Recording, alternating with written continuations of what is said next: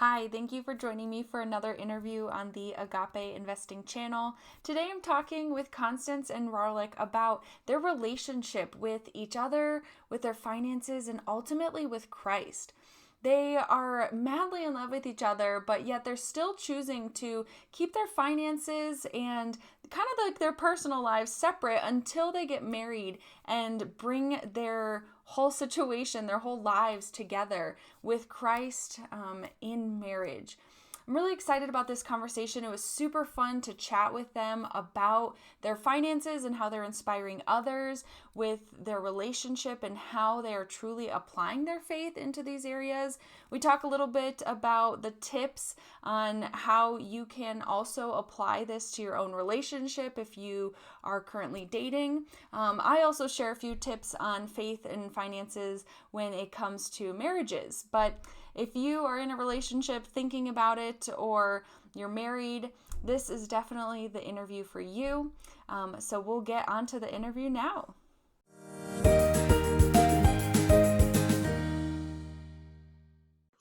Hey guys, how are you?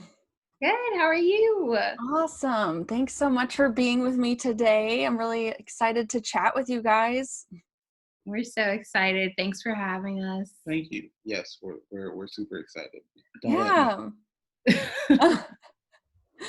Cool. Well, I thought maybe if you guys want to take a moment and tell everyone a little bit about yourselves, maybe how you guys met and what you're doing right now with your Instagram account. I think it's super cool. So why don't you give a little bit of information to everyone listening about who you guys are? Okay. I'll go first. My name is Constance. I was born in New York, where we live now, but I was raised in Seattle, Washington. I'm a youth advocate in a high school. That's my 9 to 5. But obviously have a passion for finance. We love the Lord, so our Instagram page at Dating Debt Free is God centered, and it really just chronicles our journey through money, but in separate capacities. So we're not married yet, and we really believe that our financial walks right now are sort of ours to do on our own with support from each other. And then when we get married, we'll merge those areas of our lives. Merge them, but, yes. but yeah, so that's me. Um, I guess I'm Rawrlic. I'm not from the States. I'm actually from South America, and I moved to Canada before I made my way to America eventually. I've been in New York for about like 5 years now, 5, 6 years. And currently, my 9 to 5 is as a program director at Queensborough Community College. Like Constance, similar to Constance, I have a passion for finance.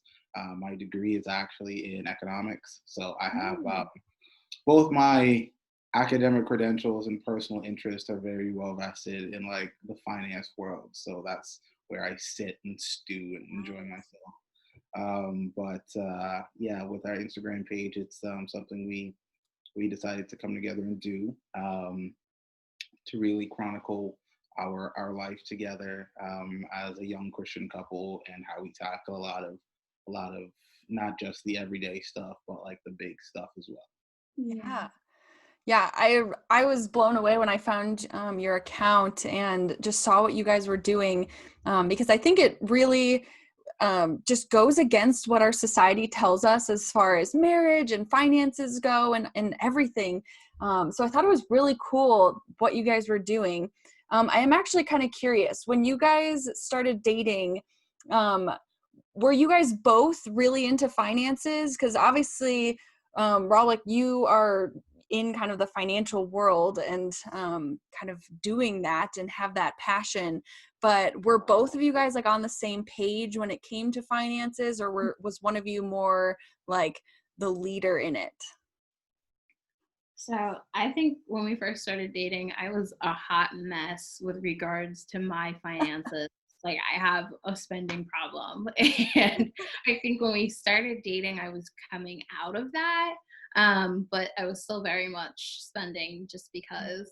And I also think that we, in terms of like, sort of going against what culture tells us, like that wasn't intrinsic. It wasn't something that we stumbled upon. I think we had to make a very intentional decision to commit to that. And yeah, but I don't know.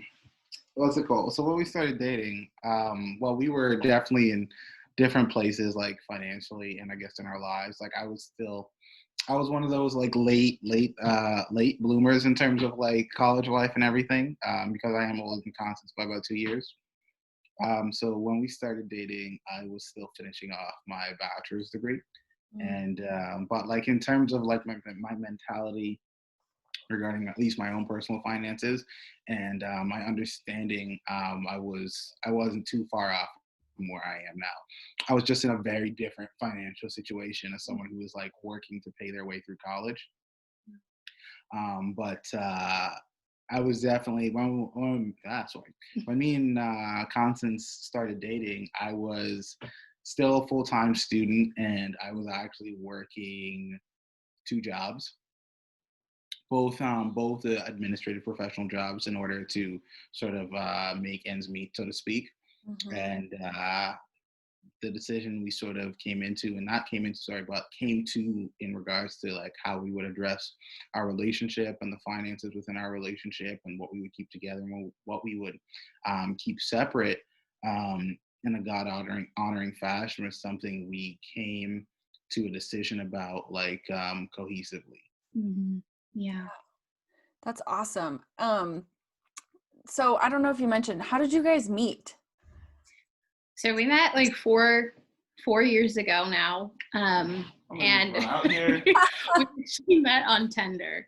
And at the time, I just think that clearly the Christian version of Tinder. And at the time, I really just feel like we were just not for each other at that period of time. And I'm happy that our paths— I was nowhere near as attractive as what she said. That's not true. But I think like our paths diverged intentionally. Like we both ended up with different people for 2 years. And I just think at the end of, those relationships, I don't know how, but we just found our way back to each other. And we hadn't really spoken much in those 2 years. So it was really a blessing. And a year after that, Rawrlic just sort of made this huge declaration of love to me. It was like very picturesque and like fairy tale. It was like totally out of the blue. That was 100% from her perspective. On my perspective, I was a bumbling match.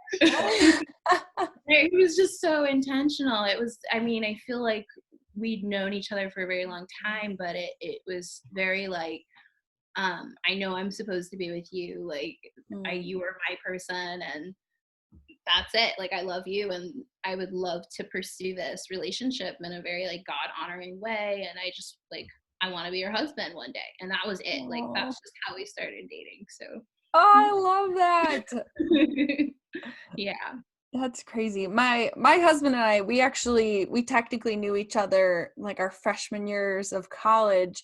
But we were both dating different people at the time. And then eventually our senior year, like the end of our senior, kind of like it was kind of the beginning.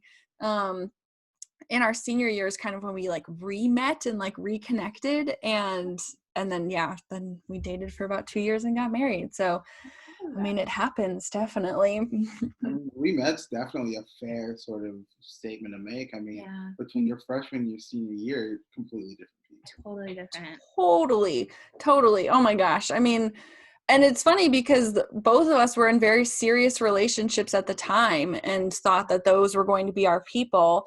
And that just didn't happen. And obviously God changes things when we don't really expect it. But yeah, then we found each other. And then as far as like our own finances go, we were both kind of like savers in a sense, but we never really like knew much about money and what to do with it. And I think it was myself who kind of really started that conversation as far as like we should get really serious about our finances. We should pay off our debt. We should do all this. And this was like right before this is while we were engaged. And then, after that we got married, and then kind of just hit it really hard with our finances to now we're debt free. We've purchased rental properties. We've done all this. But that first initial conversation can be tricky, like when you're not really sure how the other person is going to feel when you're like, hey, let's like do this with our money, because that's like a really big decision. So do you guys, for like those out there who are listening to this and are either dating someone, they're engaged, or maybe even like married, do you have any tips as far as like how you would recommend starting a money conversation with your significant other? Yeah. So I think in our relationship, I need to talk about everything. I mean, we're both very transparent, but like I'm the emotional one that's like, no, we need to talk about this. So, and I'm like, I don't care what the outcome is. And I think the outcome is, and I feel like that's a testament to who Rawrlic is as a person. Like I never fear any type of, rejection or admonish. I don't know. I don't feel any type of, anxiety when I talk to him about these things. Mm-hmm. But I will say I just kind of like, we had different opinions about like money, and like I mentioned that he was very like, I want to marry you, that's it. And that was his thing. So he was like, give me your social, I'm putting you on my accounts. Like, you're the beneficiary. And I was like, that's not happening on this end. And we had to like talk about that, and just like what those decisions meant to each of us. And I think at the end of it, we came to a consensus. Like both of us are very like, I don't know, we compromise, we meet in the middle. And so it might not be, I don't know, it might not be instinctive, and it might not be something that you guys as in other couples come to right away. But I think that like you'll get there eventually, as long as both are willing to hear the other person out and understand where those intentions are coming. Definitely. What about you? Well, not to rebut her statement, but I mean, as of right now, she is the beneficiary on all my accounts. That is her. She can front all she wants, but she knows she's the beneficiary. And for me personally, I mean, I was at a point in life where I was just like, look, like I've just like talked all this talk, so I got to walk this walk. And for me, like making someone your beneficiary is a very like large commitment. Like it's a big deal. Yes. My parents can't be too mad because they're my beneficiaries too. It's like split. My assets are split. There's not too many of them anyway, so they can't really fight over it. I mean, if they want to take on my debt, all the power to them. Yes, take it. All the power to them. But making her my beneficiary was more of a statement to myself. And it was me making this statement like, yo, look, like changing your beneficiary on certain documents is not an easy task. So like me making this statement was the equivalent of like saying in front of a lot of people, like this is like I do kind of thing, because, or at the very least to my accountant, that this was the person like I was ready to, I wanted to commit to it. Mm-hmm. And that commitment means like working through all the tough times that come, as well as enjoying all those good times. So making that commitment with her as my beneficiary was like, this is who I'm fighting for and to be with and to work everything out, like for like in good times and in bad kind of thing. Yeah. It was one of those like steps before the engagement ring kind of thing, so it wasn't too bad. And I feel like it's almost better then, right? Yeah. And I feel like, I don't know, I appreciate that, while that for him was like a big sort of like step, and I was not. And it freaks her. Right, it freaks me out. She was like, I was not ready. That's not at all what that was. Yeah. What ended up happening was she freaked way out. But I haven't made that step. Yeah, she freaked way out. But too. like to me, I didn't request it from her. This was like sort of a thing to myself. And also like it sort of goes into the discussion on money, on like on having it separate before you're married. Of course, with your finances, there are things you can do together. There's decisions you can make together. You can have sort of the same train of thought, but before that commitment, until death do us part. I almost said debt. Until death do us part. Um, like you have not, like as man, you have not stepped up to make her your wife, and you are not her husband. So you don't have that ability to really put yourself together. At this point in time, you may be working towards figuring out exactly how you can become one cohesive unit, like biblically and in a God-honoring fashion. But until then, you are still two separate individuals, moving on your path, trying to find the best way to be God-honoring as possible while preparing yourself for what is to come.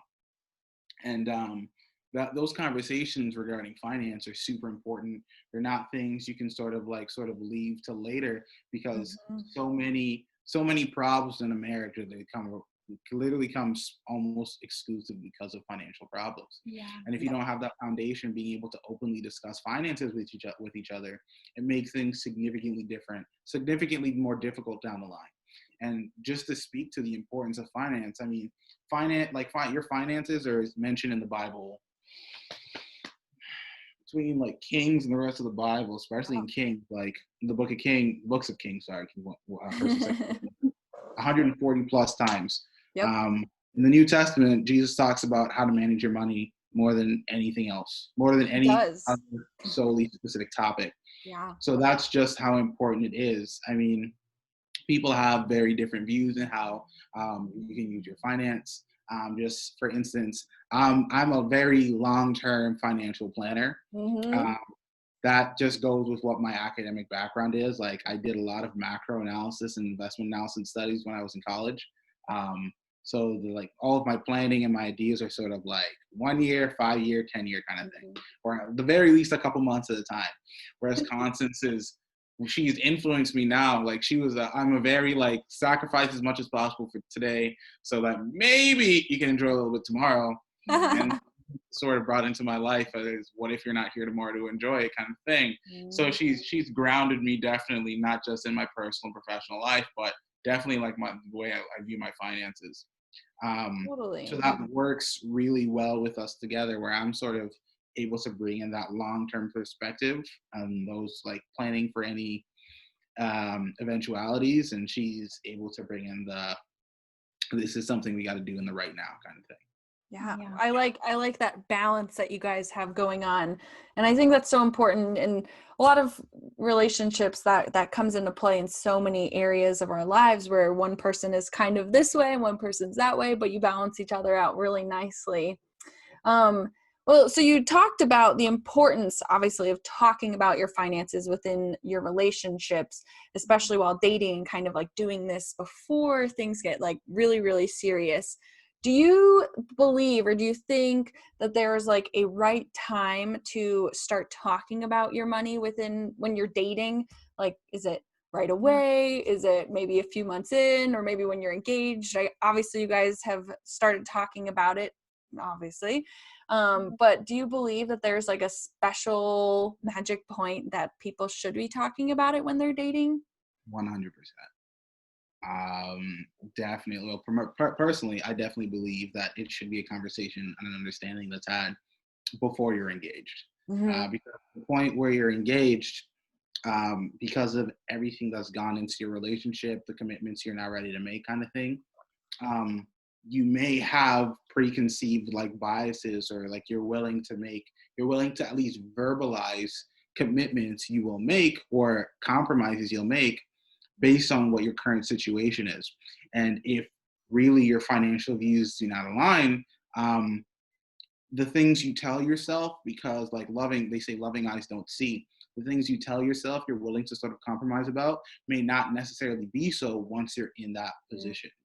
But if you've spoken about it in the dating stage, where you've started building that foundation for what will be a married life, you now have the time. You're still dating. You haven't sort of I'm this is my wife, I gotta have to do this. No. Or this is my husband, I have to follow. No.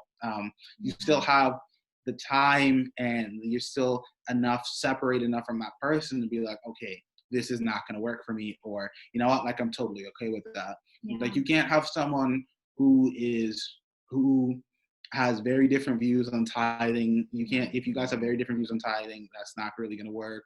If you have very different views on how you spend your money, that's not going to work. Like if one person likes to, as long as the bills are paid, they don't care, the money can be blown through. If the other person wants to, if the other person believes living as frugal as possible and saving as much money as possible is the only way forward. Like those are very like clear, like those are as far on the spectrum as possible. Totally.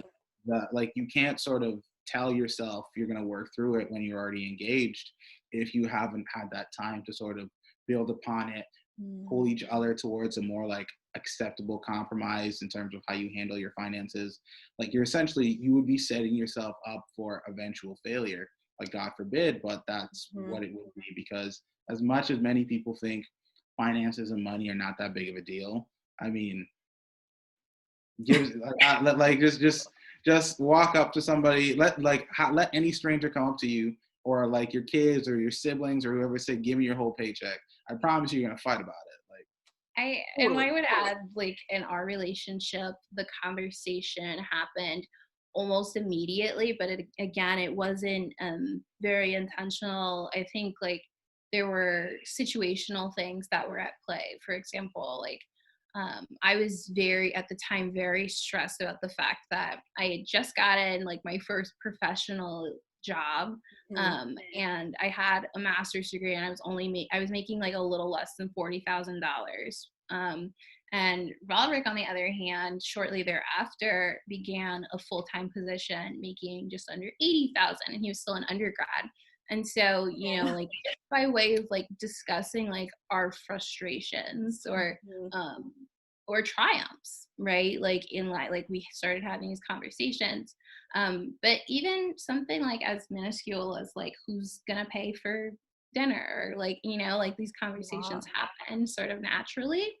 But I think that like when it comes to sort of like the more serious, like Rawrlic was saying, like the ideological ideas about money, right? Like, yeah, they need to happen pretty soon. I would say, 3 to 6 months in, you should be talking about these things, and then certainly before you're engaged, because engagement is sort of like a declaration of like, okay, we're doing this. And so there needs to be an understanding before that happens.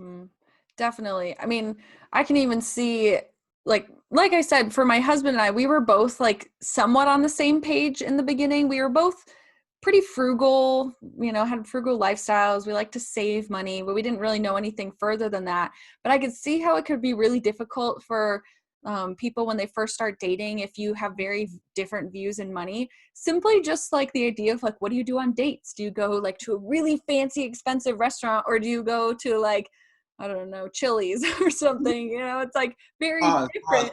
Pause. We are not going to insult. I insult Chili's all the time, Chili's, so that's what he's. In the immortal words of Pam Beasley, I can feel God in this Chili side. Okay, Chili's is a winning place, regardless of your socioeconomic status, regardless of your tax bracket. Chili's is fantastic. Okay. Okay. Well, like 100% right. Like Applebee's is terrible. Applebee's, there you go. But either way, it's like, if you have this different, like these differing views on how to spend your money, simply like you might feel that tension right in the beginning of a relationship. So I think it really helps kind of drive those conversations when you are first starting to date. I mean, you guys had said, I know Constance, you said like kind of in those first few months, it's really important. And I think it is, because it really will set the stage for the rest of your relationship. Because if one person wants to spend all of their money in a certain way and the other person's like, I don't know if I really think that that's a really good thing to be spending our money on, you're going to have those, difficulties come up, and it will prove to be a bumpy road along the way. Yeah. I know that you guys had mentioned that you had very different salaries when you guys first started dating. Did you feel comfortable in the beginning kind of sharing your salaries, or did you feel like that was maybe something that was trickier to talk about? I'll let you start. Okay, so on the side, I do this like women's empowerment platform, and I I speak Collective. very, yeah, it's a collective. So I speak very honestly sort of about all aspects of my life. I try to practice that in all my relationships and dynamics because I don't know, I feel like, especially as women, like we should be comfortable talking about salaries. And I Mhm. actually met a doctor and she told this story about three women, they're all doctors, same graduating class, were offered the same job or same fellowship, whatever. And they were different races though. One was making like 100,000 in her residency, one was making 150, and another was making 200,000. And it's not like they had different educations, but it was just like they were all given different offers, or maybe one negotiated more, or I don't know what happened. And so I don't know, I just feel very like strongly about talking about these things, not even just for the sake of getting insight and advice. And so like I was absolutely vocal about my salary, and I was like, I need something else. Like I need either to supplement my income in other ways, or like this is not working for me. So yeah. Yeah. I mean, when we first started dating, like I said, I was in a very different financial situation. I was, for lack of a better term, or what like actually some of your viewers might understand, was I was broke. Okay, I was broke. I was working two jobs, and all of my money went towards paying bills, my tuition payments, because I was able to get a payment plan, and just whatever upkeep I had for like the minimal minimal lifestyle I had. Constance was working, but I understood she wasn't working for much, and realistically, it broke my heart when there was nothing I could do about it because I was also broke. Um, then this I applied for this job and I got it. I looked and I was like, look, if I'm able to swing this, I can do this job and finish my degree at the same time. Mm. So I switched around. Like I applied for this job, I got the job, and then when they made me my offer, at the original offer was like 65, and I'm very open with saying what it is because I work for the city of New York. So like, if you Google me, you can find my salary. So there's no point lying about it. I was like, so like New York, because all city employees, because it's city funds, like they all have to be publicly available. Mm-hmm. So like someone is like, oh, you get paid by the city. I pay city taxes in New York. I need to know how much you make. Like you can go out and look it up. So I'm like, I'm before that I was open anyways, but like I also had worked as a city employee for a little bit before, and I was just like, I just want to lie about how much I make. Someone can Google my name and figure it out. So I originally offered 65, and I looked at the job, and I was just like, I'm gonna need a little bit more than that. And then they increased it by a bit to about like just over 70, and I was like, I'll take it, because at this point I was just like, even if they give me more, this is New York City. I'm gonna pay the rest in taxes anyways, and I won't take home a cent. So, I told her that right away. I was like, look, like this was my offer. She was like, I was super happy because I was like, I can take care of both of us a bit better. I'm also making a bit more money. I won't have to struggle as much for paying off like my bills, and I can save. But definitely to what she had mentioned before, I think it's super important that people talk to each other about their salary stuff or negotiation strategies, because realistically, us not talking to each other about our salaries benefits our employer. Like, I don't want to have to. If I can get you for a steal, I'm going to get you for a steal. As someone with a financial background, it makes perfect sense, but for the collective of us employees as a collective, it is better for us to be able to have that collective bargaining power of knowing how much you should be able to ask for. Like, it makes no sense for us to hide our salaries from each other because we've been influenced to do so, when if we can come together and be like, okay, you make this much, I make this much, she makes that much, let's figure out how we can raise our salaries so something like it works out for everybody.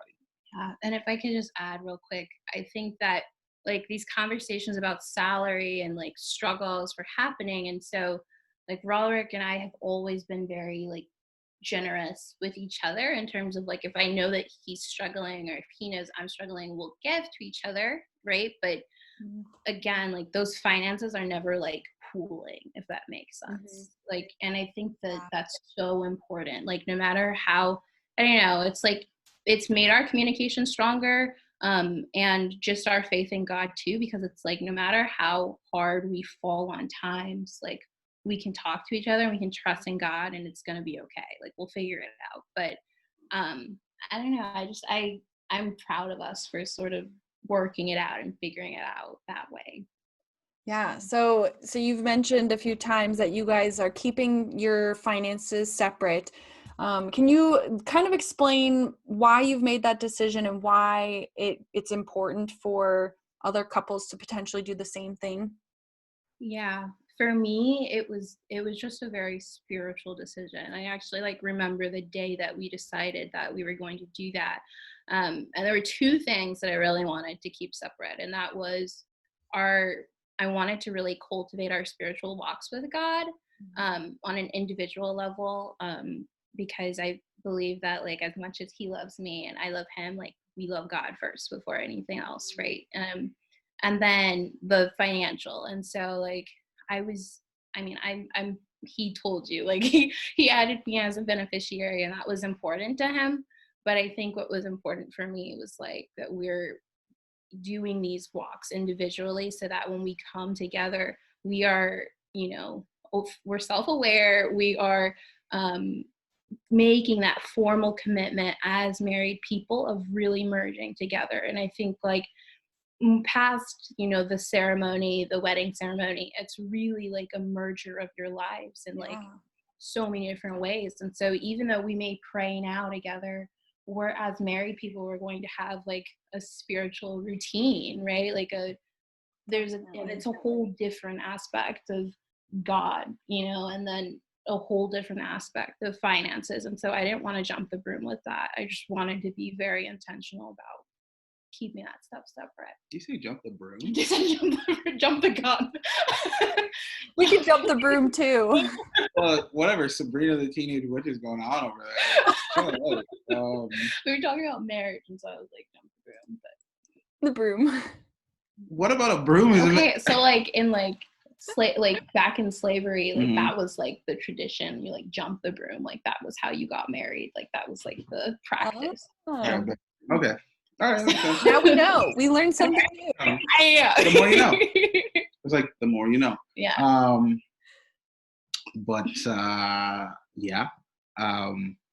I definitely, for me, the importance of keeping your finance, like we keep our finances separate, but still make financial decisions together.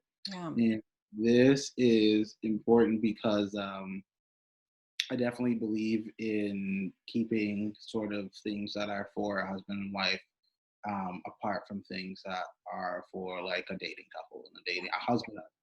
Pooling your finances is something a husband, I'm married couple does, and that's something we do. Same thing with like living together. I don't believe people should really be living together until you're married, because I believe it negatively affects like the outcome. Like playing house all playing house really does is create sort of like an artificial environment for you without that full need of sort of like commitment that is what it takes to when it comes to marriage.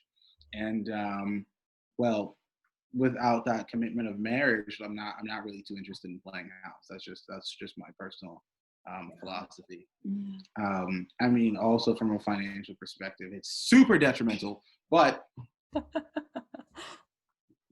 I mean, realistically, you can't file as like a common law for like a couple years anyway, so you might as well not put yourself in that situation to need it. It's true. And my mom is a family law attorney, and so like I read about the horror stories all the time, hear about them, just people who combine their finances and it's just a mess, and then you have kids involved and it's just like a mess. Yeah, like at least when you're married, now there's a legal document binding you. Like, right. I have friends who are like, yeah, like we just bought a house together, and I was just like, a house? Yeah. When was the wedding? Did I miss it? Yeah, I was just like, so what you mean to tell me is that if you guys aren't married, there's no ring, there's no spiritual, emotional commitment like full, like it's there, but it isn't like sort of like, it's like I made this like vow to like everyone I know and care about and to God. And so especially when I hear about Christian couples that do it, so like you can both just sort of like just walk away and like whatever.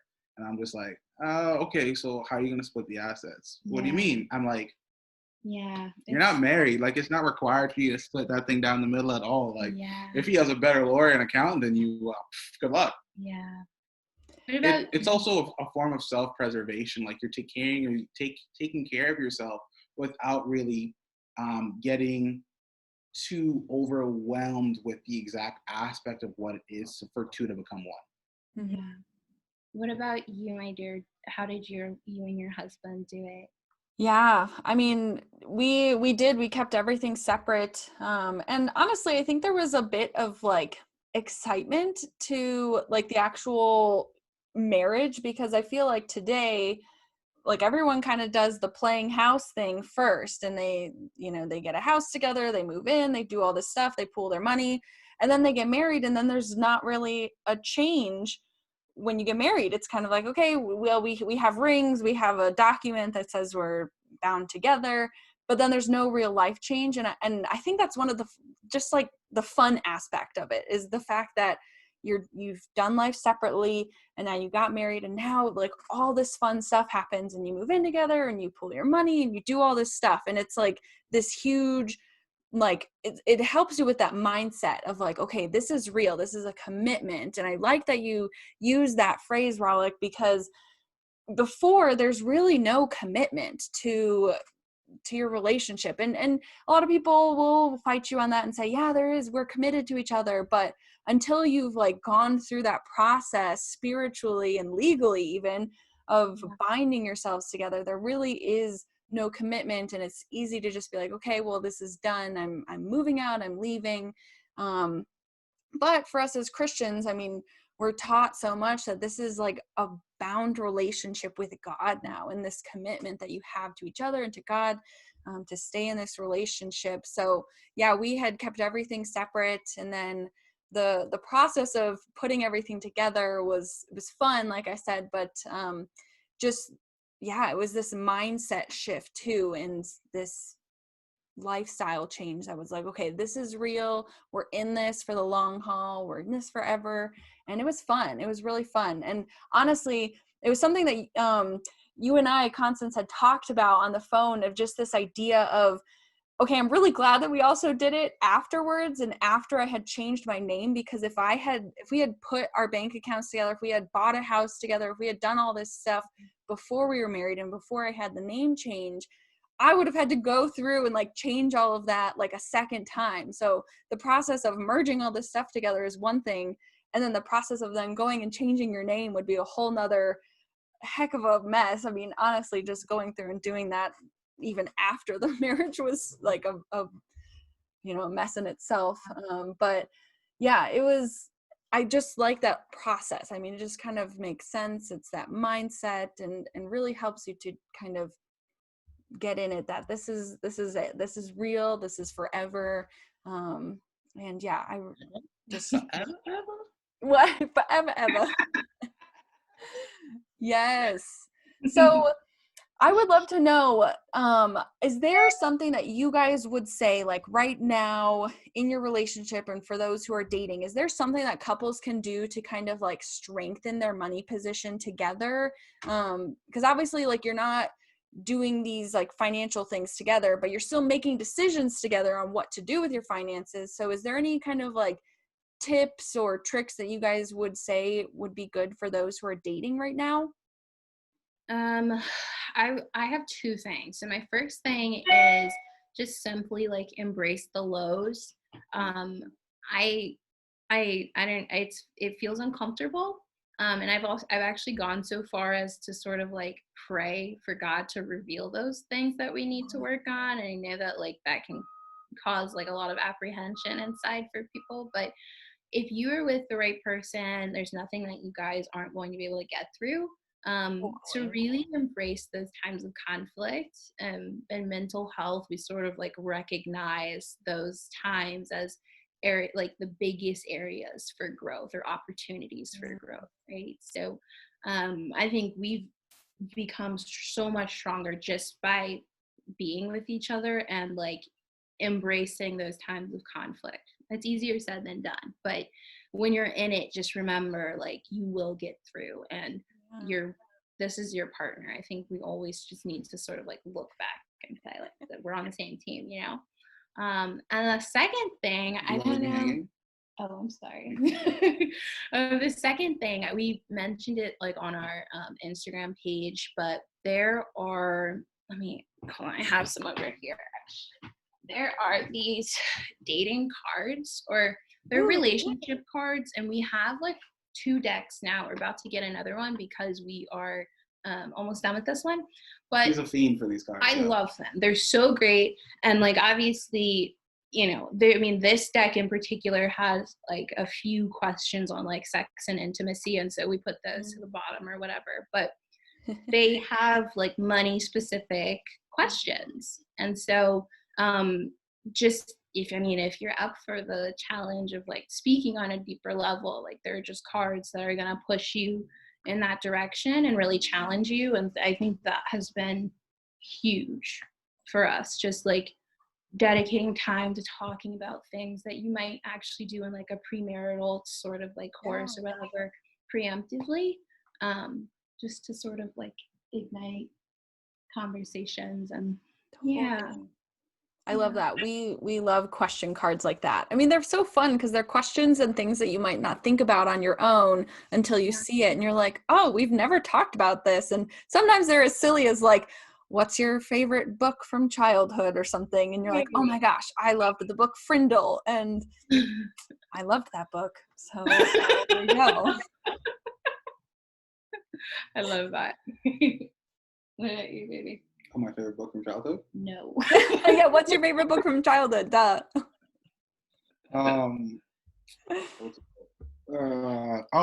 Tips for married couples. Tips for couples. Do not be afraid to take that step to talk about your finances. You learn a lot about a person based on how they plan like the use and spending of their money. It really shows like exactly who they sort of are. Like I said, like some people just can't go together. Like somebody who's perfectly willing to drop like $200 on a dinner cannot be with someone who refuses to spend more than $35 on a dinner. Like they don't work. It's not gonna work. Mm-hmm. Someone who, for the wine drinkers out there, refuses to drink a bottle that's less than $100, it's not going to work with someone who's going to be okay with a $10 bottle of Barefoot. Like I would say it can work, but with like serious sort of like meeting in the middle. Yeah. Like perhaps with Alcoholics Anonymous, we'll figure it out. But like on a slightly more serious note, the biggest and most important thing is working on being comfortable and open and transparent with your partner. And finances are just like one way through which you're able to do so, but like that is the biggest sort of like overarching goal with being like communication is key, and having that transparency to be able to come to each other. And also when you come to each other, do so with an open heart and an open mind. Like I'm not coming to you to be judged. If I wanted to be judged, I'd talk to my parents. I'm coming to you because these are all things I want to be open and honest with you about. And I trust that you will love me and aid me through any sort of difficulties I'm having. So those are the most important things. Like forget the finances for everything else. Just being transparent, being communicative, and just being able to come to each other without fear of judgment. And then the finance stuff sort of comes right after that. Yeah.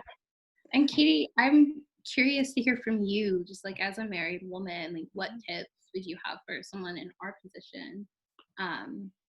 With regards to finance or just relationships in general.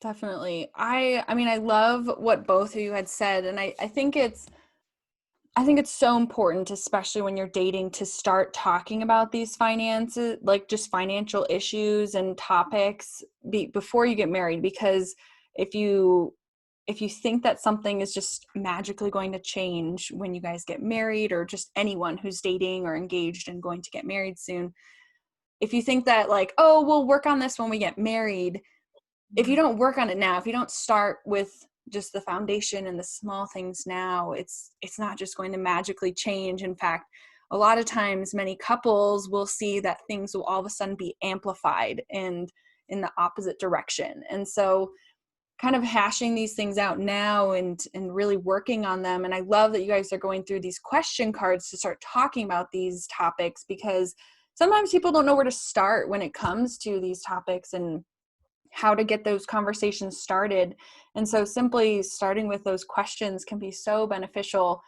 We went through a lot of those things in our premarital counseling when we went through that and talked about questions where we're like, wow, we never really thought what we would do for like simply like education for our children. Like, oh, do we want to send them to private school or public school? Because that's obviously a huge difference when it comes to the cost, and things like that, where you might not have to talk about kids yet until you're maybe engaged, but it's still this idea of like, how are you going to spend your money? What do you find important for your finances? What do is something like spending a lot of money on wine really important to you, or is spending money on traveling more important? So it's making those decisions now, and making compromises, because like, okay, if you like, again, with the wine, we could go with the wine of just like, okay, if you really like this $200 bottle of wine, but maybe one of you is really into just like the cheap stuff that you can get at the grocery store, it's like, can you make that compromise? Is that something that one person can come down on, or is that something that other person can decide they're okay with spending a little more? And making those compromises. And if it's something that you realize you can't compromise on, like this is really important to both of you, whatever it is, then maybe you realize that it's not going to work out in the long haul, because if you're going to be, fighting over those things now, it's not all of a sudden magically going to get better when you're married. And that's not to sound like all doom and gloom. It's just more like reality of relationships, unfortunately, and trying to figure out like what the things that you can compromise on, because again, when you come together and share your finances and you're in this relationship forever, this bound marriage, it's so important to make those compromises at that point, because everything, it's not just yours, and it's not just yours, it's now together, it's yours as one. And I think like getting closer to like, we officially started a budget together when we were engaged, because that's when we started getting into this mindset of like, okay, we're really going to start merging. We didn't merge the bank accounts or anything until after, but we had started practicing like, okay, what would a budget look like once we live together? Once we, have the same grocery list, when we have the same, everything is now together ours, what would our spending plan look like? And we actually, in our premarital counseling, we did it separately and then kind of brought them together as far as like, okay, how much do you think we are going to spend on eating out?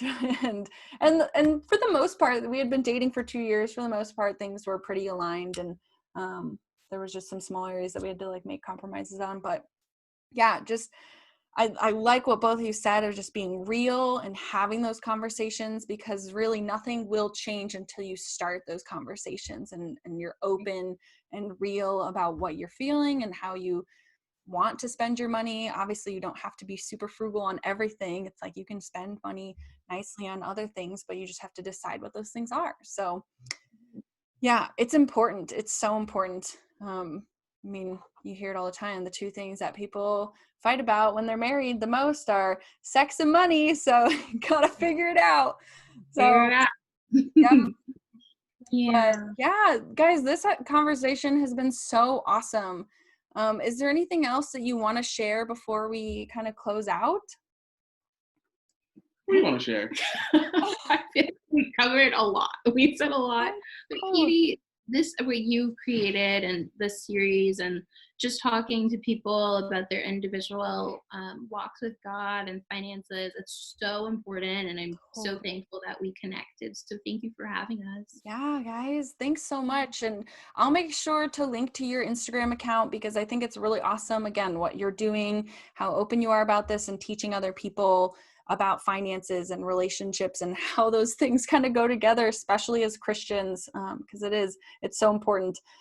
Jesus does. He talks about money all the time in the Bible, and it's just, a super important topic, especially for us who are believers.